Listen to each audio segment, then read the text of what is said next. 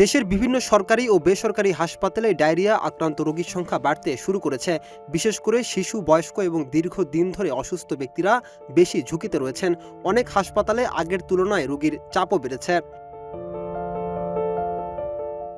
চিকিৎসকদের মতে ডায়রিয়ার প্রধান কারণ দূষিত পানি পান, বাসি বা অস্বাস্থ্যকর খাবার খাওয়া এবং ব্যক্তিগত পরিচ্ছন্নতার অভাব।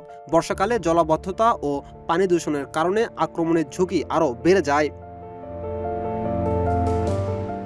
ডায়রিয়ার সাধারণ লক্ষণগুলোর মধ্যে রয়েছে বারবার পাতলা পায়খানা, বমি, পেট ব্যথা, জ্বর এবং শরীরে পানি শূন্যতা। ডায়রিয়া ও পানি শূন্যতায় কোটি মানুষের জীবন বাঁচাতে ও জীবনকে এগিয়ে নিতে নতুন প্যাকে এসএমসি ওর স্যালাইন। এসব লক্ষণ দেখা দিলে দ্রুত স্যালাইন খাওয়ানো এবং প্রয়োজন হলে চিকিৎসকের পরামর্শ নেওয়ার পরামর্শ দিয়েছেন বিশেষজ্ঞরা।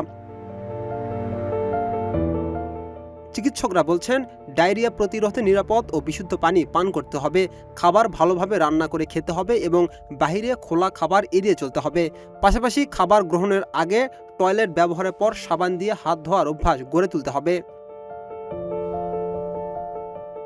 স্বাস্থ্য বিশেষজ্ঞদের মতে অধিকাংশ ডায়রিয়া রোগী সঠিক সময়ে ওটস স্যালাইন এবং প্রয়োজনীয় চিকিৎসা পেলে সুস্থ হয়ে ওঠেন। তবে শিশু বা প্রাপ্তবয়স্কদের ক্ষেত্রে অবহেলা না করে দ্রুত হাসপাতালে নেওয়া জরুরি। এদিকে স্বাস্থ্য বিভাগ সবাইকে সতর্ক থাকার আহ্বান জানিয়েছে।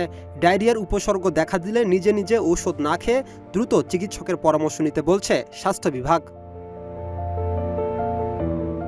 রাকিব হাসান, ইত্তেফাক নিউজ।